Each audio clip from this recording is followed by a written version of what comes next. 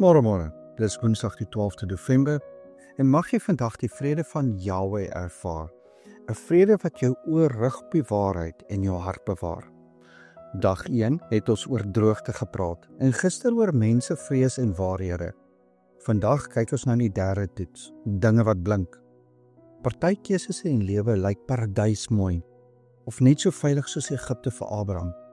Maar Yahweh kyk na die hart. Kom ons begin en lees saam met Genesis 13 vanaf vers 8 tot 12. Toe sê Abraham vir Lot: laat daar tog geen twis wees tussen my en jou en tussen my wagters en jou wagters nie. Ons is mos broers. Lê die hele land nie voor jou oop nie. Skei jou tog van my af. Gaan jy links, dan sal ek regs gaan. Gaan jy regs, dan sal ek links gaan.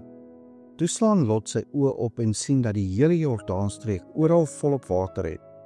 Voordat die Here Sodom en Gomorra verwoes het, was dit in die rigting van Soar, soos die tuin van die Here, soos Egipte land. En Lot het vir hom die hele Jordaanstreek gekies, en Lot het na die ooste weggetrek. So het hulle dan een van die ander geskei.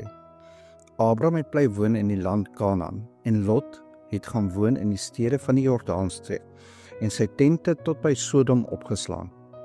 En dan in vers 14 tot 18. En die Here sê vir Abraham nadat Lot van hom geskei het: slaan tog jou oë op en kyk van die plek waar jy staan, na die noorde en suide, na die ooste en weste. Want die hele land wat jy sien, sal ek aan jou gee en aan jou nageslag tot in ewigheid.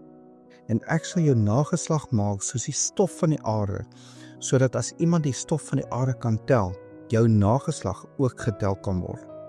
Maak jou klaar, trek die land deur in sy lengte en sy breedte, want ek sal dit aan jou gee.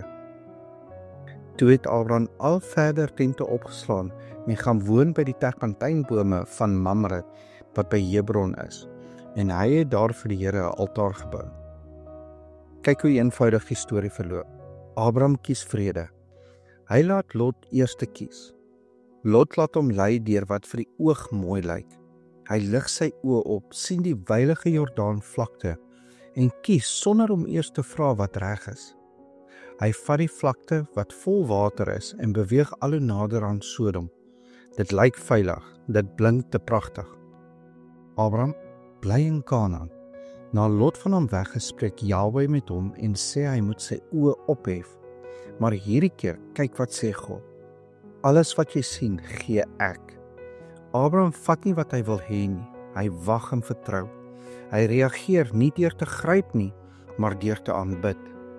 Die belofte bly nie staande omdat Abraham die beste grond gekies het nie, maar omdat Yahweh gee wat hy beloof. Nou in Hebreëus is daar 'n mooi uitdrukking, Nasa Einayim. Dit beteken letterlik lig die oë op. Lot lig sy oë op om self te kies.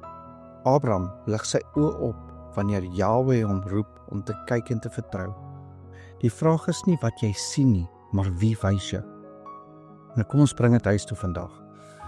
Dalk staan daar vandag 'n blinkkans voor jou, 'n maklike pad, 'n vinnige wins, 'n paradysmooi opsie. Maar vra eers vir Yahweh om jou oë te reg. Wys U vir my wat U gee. Kies dan die oop handpad. Doen wat reg is. Laat los die wat jy wil vashou en wag op sy tyd. Yeshua leer ons om deur geloof te leef, nie deur wat blink is nie. Die Heilige Gees hou ons hart sag en ons visie reg. Kom ons bid saam.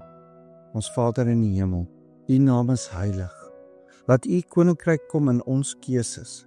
Laat U wil geskied waar dinge blink. Gee ons vandag wysheid om te wag en moed om oophandig te leef. Vergewe ons wat ons begeertes ons laat kies het. Ons kies om te aanbid en U te vertrou. Laat ons nie in versoeking nie, maar verlos ons van skyn en die bose. Aan U behoort die koninkryk, die krag en die heerlikheid, tot in alle ewigheid. In Yeshua se naam. Amen. Onthou vandag, jy is dalk die Bybel wat iemand moet ontmoet. Yahweh is getrou, hy gee wat hy beloof. Yeshua, leer jou om geloof bo skyn te kies. Ruach HaKodesh, rig jou oë en jou keuses. Jy hoef nie vir die regte gevoel te wag nie. Doen dit vandag in geloof. Ek hoop jy het 'n geseënde Woensdag.